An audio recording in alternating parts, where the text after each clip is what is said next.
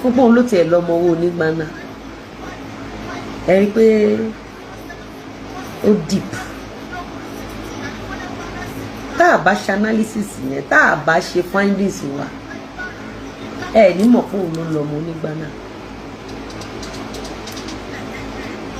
ẹ ní mọ̀ bọ̀ tẹ́ ẹ bá tẹjú mọ́ tẹ́ ẹ bá wo dáadáa ẹ mọ̀ nǹkan sọ alẹ́jì ni but mú ìwà báwo ló ṣe feel pé ìyàwó oníyàwó lóyún fún ẹ wọ́n bí ọmọ ẹ sí ọ̀dọ̀ ọkùnrin míì yẹn láyé fojú sípò ló lọ́mọ ọ̀vúùchì wọ́n ló lọ́mọ lẹ pé ẹ pásítọ̀ lè pè rẹ ní pásítọ̀ ó dẹ̀ pé ara ẹ ní pásítọ̀ ló wà ó lọ dóyàwó yìí onílé àjèjì wá ń bẹ tọ́ ọmọ ẹ ó wá bọ́ sórí so gbogbo ṣe ń tú àṣírí ara ẹ gbogbo ṣe ń tú àṣírí fúnra ara ẹ ló mú pásìn ara ẹ lẹ̀.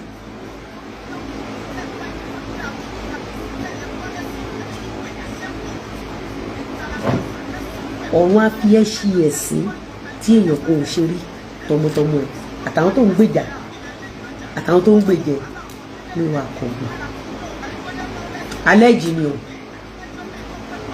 mú ìwà Akogun ìwọ lọ dó ìyàwó ilé onílé o mọ̀ kó lóyún òde ẹ̀dẹ̀jọ́ tímọ̀ ẹ wá gbé ọmọ ọlọ́mọ fọkùnrin ọlọ́kùnrin ó máa fẹ́ tán.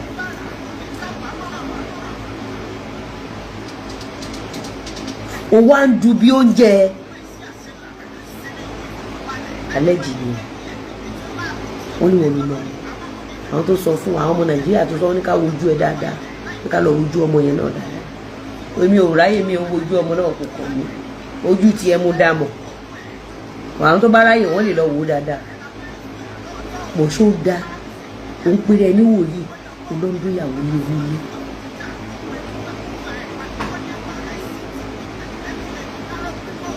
olóńdó ìyàwó ní onílé odò títí tó fi lóyún ẹ wá gbé ọmọ fún àjèjì ṣó dá ló dẹ péré ń pásítọ̀ ló dẹ péré ń pásítọ̀ ló dẹ gbé ìyàwó ní onílé. gbogbo nǹkan tó wá rò síra ẹ̀ ta ló wá padà ṣẹlẹ̀ sí ṣé kò ṣẹlẹ̀ sí wà táwọn tó ń bá pọ̀ lórí fíìmù.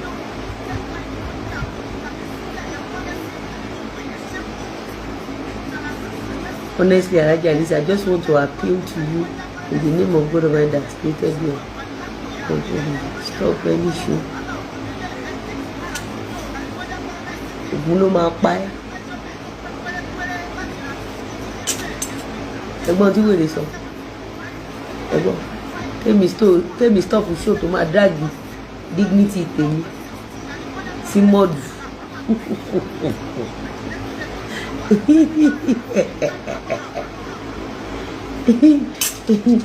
ẹgbẹ́ bo ní dignity mi wà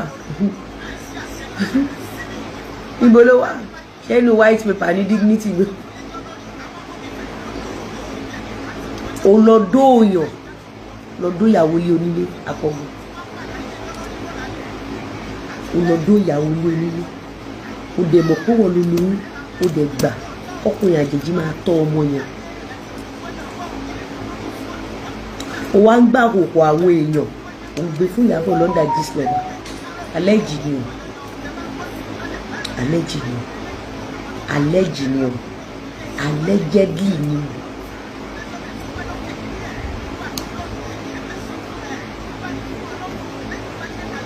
àwọn èèyàn ló sọ bẹ́ẹ̀ o àwọn èèyàn ní pé tán bá wojú ẹ dáadáa tán wojú ọmọ ẹ dáadáa wọ́n mọ̀ pé ìkàdé Akogun wọ́n mọ̀ pé olóṣì ẹ dáadé Akogun wọ́n mọ̀ pé olórí burúkú wòlíì ní Akogun gbogbo ẹ̀yin tẹ́ ẹ bá níyàwó tó ń lọ sí church Akogun ẹ lọ ṣe DNA fún gbogbo ọmọ yín. ẹ lọ ṣe DNA fún gbogbo àwọn ọmọ yín pátápátá Ṣebí wọ́n ti sọ time and date tó máa ṣe sí.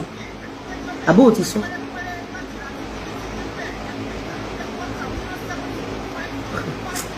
Guys, ìtẹ́ gbọ́ lálẹ́ ó ṣọ́ọ̀kì yín àbí ó ṣọ́ọ̀kì yín.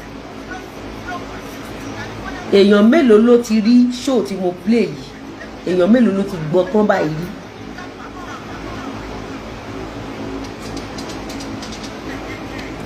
Èèyàn mélòó ló ti gbọ́ show yìí tán báyìí rí? Èèyàn mélòó ló ti gbọ́ show yìí tán báyìí rí? Ǹjẹ́ ìmọ̀ pé Akogun ti wúrú ìwà báyìí rí? Ẹni tí ò ṣẹ́ tí ò rẹ̀, ìwọ ń pèrò pètò, òun pètè pèrò lókù dẹni tí ò lọ lámọ ẹni tí ò ṣẹ́ tí ò rẹ̀. Ṣé èmi mo bẹ́ẹ̀ dó ẹni yẹn ló? Ṣé mo ní kó lọ dóyàwó lé orí? Èmi mo ní kó lọ kí ìyàwó lé oní lọ bímọ fún wọn. Alẹ́ ìjì ni.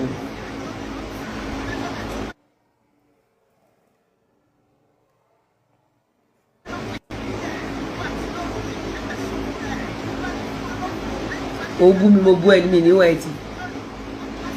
Alẹ́ ìjì ẹnu àṣìfẹ́ pọ́n ẹlẹ́ni o. Torí ṣe o ṣe pọ̀, ìyá ṣe pọ̀ tó máa jẹ. Kó má bàa sáré bọ́ mọ́ wa lọ́wọ́, sọ a máa lo alẹ́ ìjì ni o. Alẹ́ ìjì ni. Ìwọ náà gbọ́ tó jáde lẹ́nu ẹ̀ sẹ́ni tí o lè ní rú mi lẹ́gbọ̀n kó gbàdúrà kó fọlá pìtàn láì ṣe láì rìn. O tún kúrò ọmọ mi olé mi ṣépè fọmọ, ìyá ọmọ ń sunkún, àṣewọ ló lọ mọ. Mú ìwà.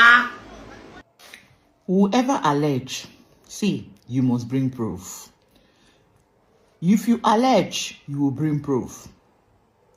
Mommy Lizzy alleging that Muyiwa Akogun is the father of Ire, Toyin Abraham's son. I think this is messy. Why bring this little boy into this fracas? Why are you bringing a little boy into a fracas? Why do you want to destroy Toyin's home? If you have issues with Toyin, I don't care. What I just think is face Toyin, leave the child out of it. Most of the time when it gets to children, a lot of people get emotional. You'd have just faced Yairi or face the Woli Akogun make una dey do na kwata. Why you dey face these people? I don't understand. Lizzy, I don't get it, sha. Kò yé mi o.